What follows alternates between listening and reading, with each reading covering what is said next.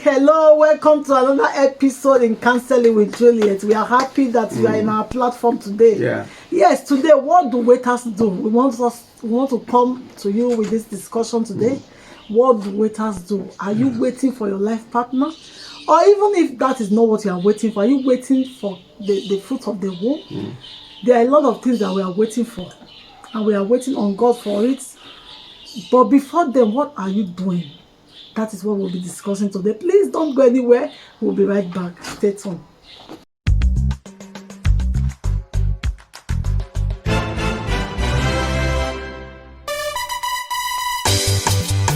Yes, you are welcome back to my YouTube channel. Yes, like I said, you already know the topic. What do waiters do when they are waiting? I hope you can relate with me what I'm trying to say. If you are waiting for one thing or the other, are you waiting for the life partner? Are you waiting for the fruit of the womb? I want to tell you there are things that you have to put in place while waiting. A lot of us don't know that while we are waiting, it is time for us to actually do a lot of things that will benefit us and even benefit us more when those things that we are waiting for, when they actually come. Somebody waiting for a life partner and he or she just feels that he just needs to be reluctant and relaxed because I'm praying for God to have for a future husband, and you're not doing anything. When the husband or the wife later comes, how are you going to manage it? Because why? You have not been working on yourself. You have not done a lot of things. That is why we are coming with this topic today, and I believe it will be of a blessing to you. And if you are the one blessed, please don't hesitate to share, to leave your comment, and as well subscribe if you have not done that. Now welcome back. So we'll be going on to talk about what do waiters do as you are waiting. Okay? So like the Bible said, occupy till I come. What are you occupying yourself with? What are you doing as you are waiting? Yeah. Are you that kind of a girl or a boy waiting on your life partner? The next thing, you just relax, you are not doing anything at all. And it is so much pains me that these days a lot of people don't even know that they need to acquire skills. They don't even know that they need to work on themselves. Like there's a popular saying that says an idle mind is what? The devil's workshop. If you are idle, the devil will easily come and play with your heart. Because why? You are not occupying. You are not doing those things that you actually have to do. So that when the time comes, you are capable. Or what do you have to say, Danny? You are capable. Well, for me, what I want to say is that have you discovered the definition behind purpose? Actual definition behind purpose. Okay. When there is no purpose, well, one is as like you having no destination. Like I said sometime ago, that everybody has a destiny. Everybody has a destiny, and if everybody has a destiny, listen, you must pursue your own. Husband is coming, wife is coming, whatever. Let me say this. We are talking about waiting on the husband or waiting on God for a wife. Or what about waiting for a visa?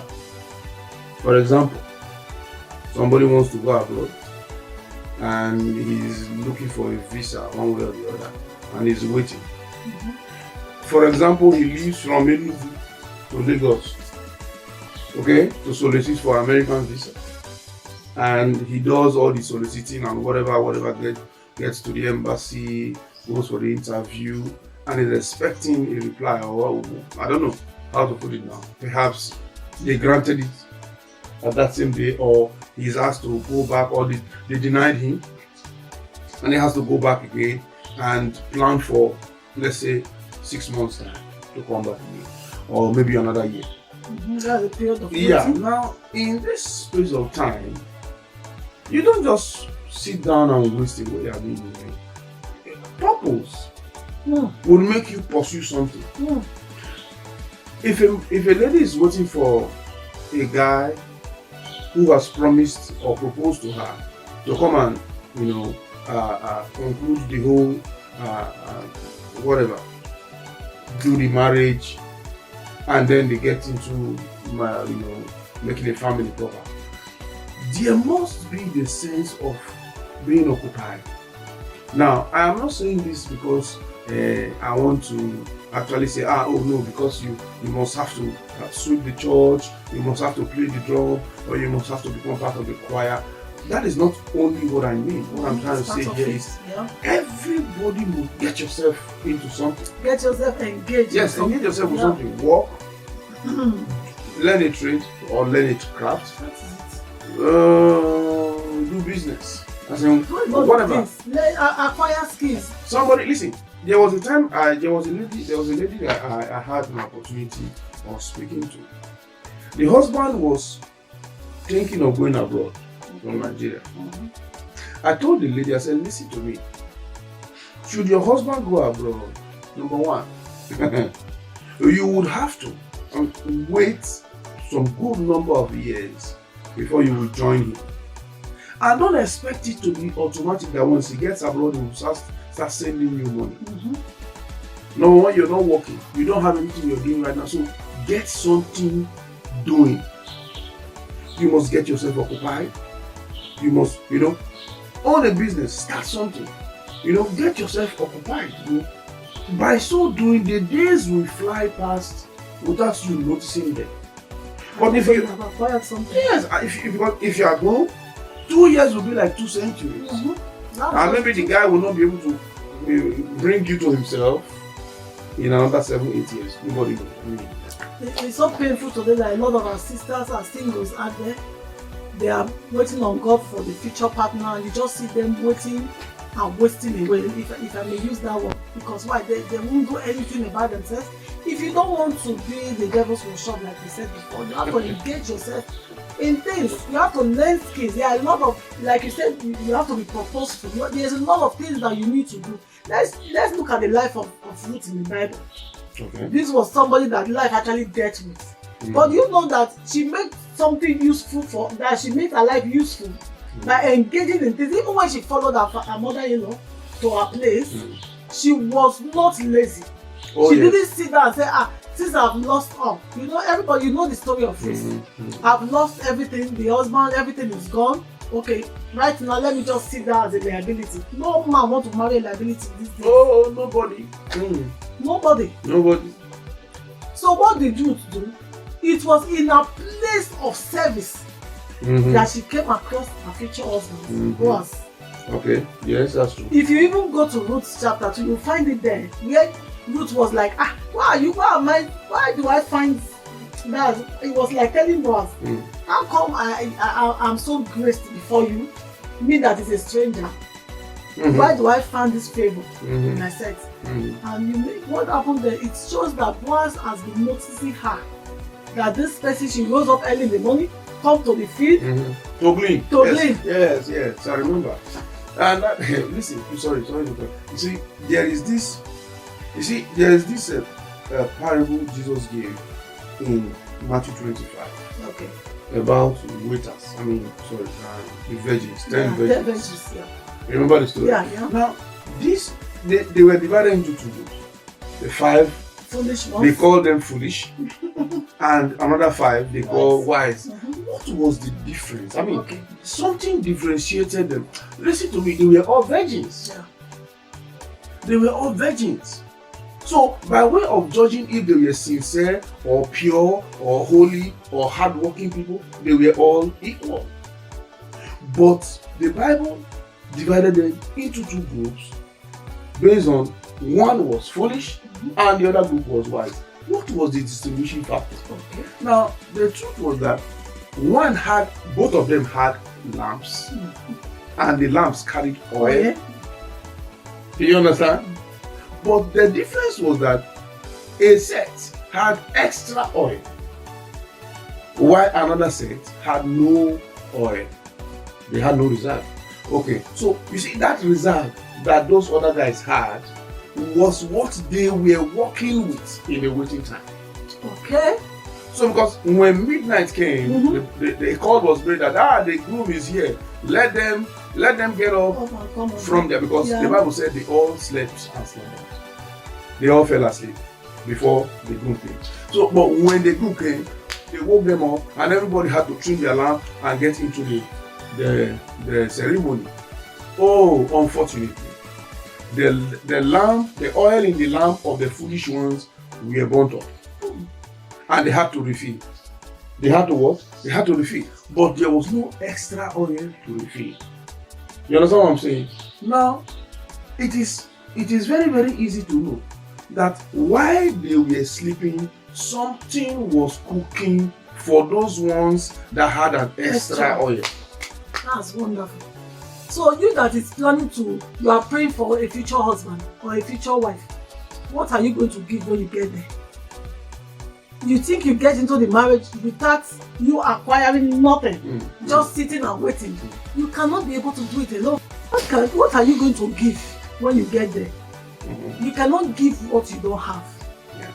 So it is during that your waiting time, you can actually be able to prepare yourself for where you are going to, for where you are going into. It is during the time of your waiting that you can do that preparation.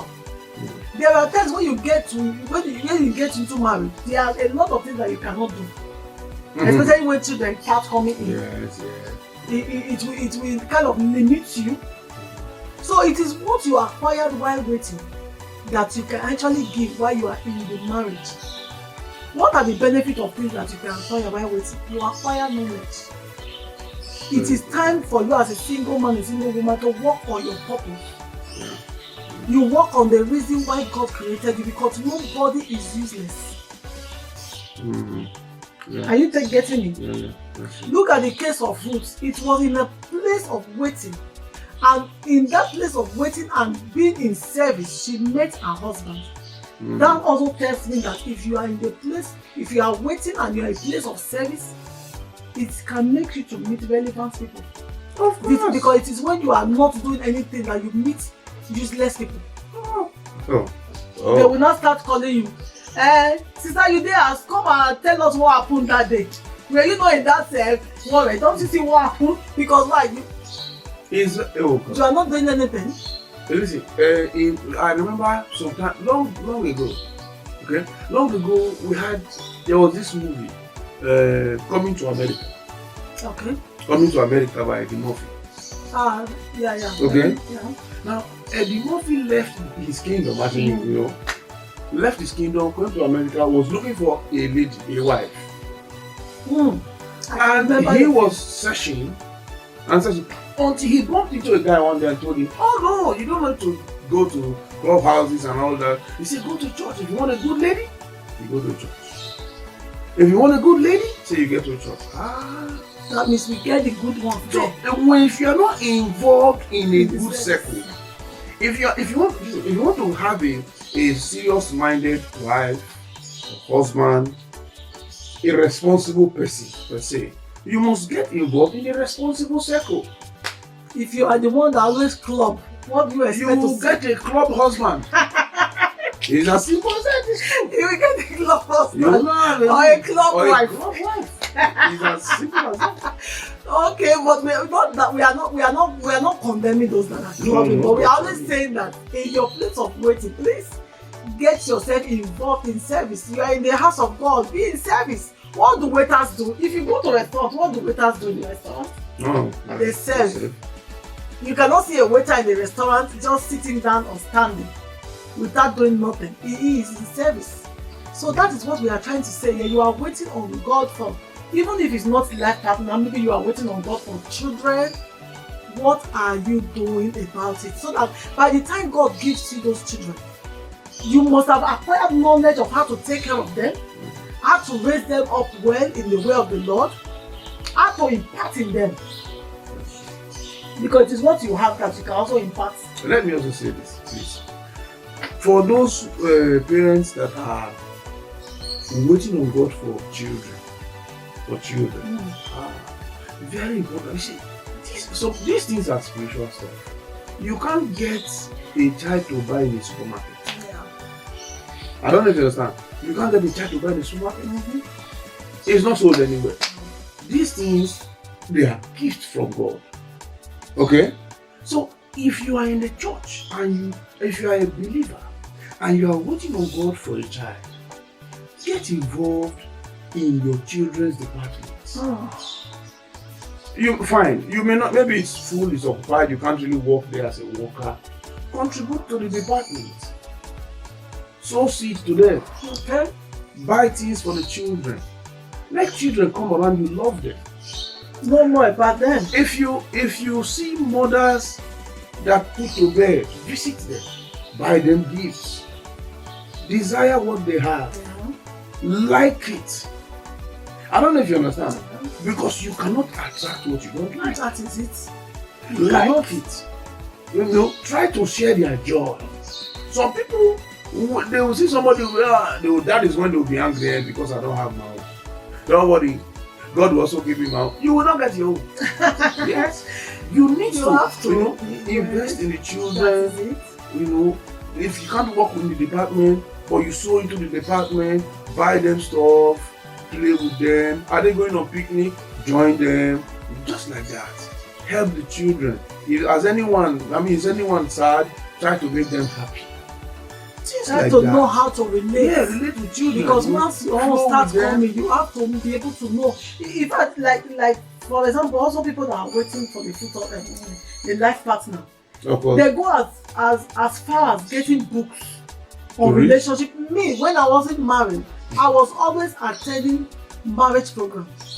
I just love it. I want to know more about marriage. I want to know more what you do as a wife, what you do as, when you get there. Because why? If you can't acquire this knowledge, once you get there, you will be like a novice. Of course. And as a novice, you are not going to give much. And that's why you see a lot of divorce today. A lot of people running in and running out. They will go in and say, I don't know that this is how marriage is. So nobody told me. If I was told, I would have gotten married. You understand? Because why? They fail to work on themselves while waiting. Okay. What about in the waiting period? Somebody gets jealous because Sister Agnes is married, and why she, who is supposedly supposed to be married before Agnes, is not getting a man. No. And she's not happy. She's jealous. She might not attend the marriage ceremony and all that. She doesn't want to. Can I say something about that? All these things are bad. Now, if you are that kind It of will a push the person, man away. if you are that kind of a person, you on your own, you are blocking your way. Because why do I say you are blocking your way? You must be happy with those that are happy. Even if you've already gotten to the age, to get married and the man is not coming or the woman is not coming. That doesn't stop you that if your best friend or somebody close to you is getting married, you become jealous. Why? If you are a jealous person, do you know what it makes you feel like? Make you be like? It means that you are the person that does not understand your purpose in life. If you understand your purpose in life, you don't get jealous of nobody. Because nobody in this life that God created useless. You have your own. Search for your own. They want to keep waiting. You understand? So we are talking about today, why waiting? What can you do while waiting? We have talked about acquiring knowledge. We have talked about in the process of acquiring knowledge, you meet relevant people. And in the process of that your service, you are also noticeable. Of course. You are not. Why do I say noticeable? I've seen a situation where somebody will recommend somebody for another person. Why do you think that recommendation comes in? Because as you are working, you are in the place of your waiting, you are working, you are in service, people are watching you. People are taking record of what you are doing. Yes. So if they know that, I see this sister, I see this brother always, a very wonderful brother, he's always in service, prayerful, he's always serious about life, he's doing this. Imagine if it were you, won't you recommend that person for your brother or your sister? Yeah, I will do it. Because why? I've seen some qualities in that person. Yeah. So in the place of your waiting, always know that people also are watching, and you can be noticed for good. And I believe you'll be noticed. Look at the case of Esther. Okay. Esther became a queen. Do you think Esther was not doing anything while she was waiting? She just all of a sudden she just know how to please a king. It's not easy that she will just come in and know how to please a king once, but because all those while she knew who she was, and she has always been in a place of service, and that was why even if you go to that Esther, you see where she wants to go and meet the king. They told her that she told the person that is taking care of them that I require nothing from you. She knows the God that she will serve. That's true. in your place of waiting, work on yourself. Waiting people should be serious-minded and should be focused on what they are looking for. Purpose is a drive. It's a drive, and it will definitely get you what you're looking for. So pursue purpose. God bless you. I believe that you are blessed today with this that you have brought to your way. Please, while waiting, be in service in God's word, be in service in making sure that you are working on yourself, and God will help you. Before you go, please don't forget to subscribe and share and leave your comments. Until I come your way next time, bye.